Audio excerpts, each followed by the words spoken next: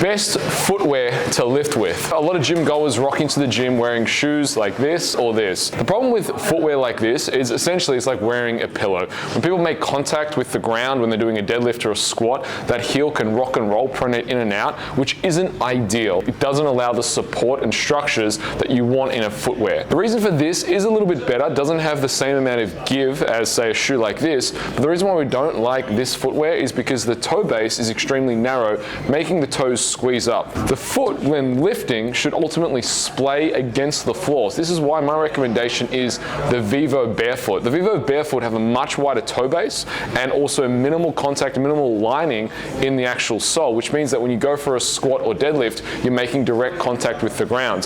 The other footwear that you can use is with lifting is obviously a lifter's shoe. And how does this compare between a Vivo Barefoot? Well, these shoes are really for your squatting because it has the elevated foot, which is going to allow you a more optimal center of gravity, whereas this footwear is probably more your general footwear that you're going to use for general lifting, not so much your squatting.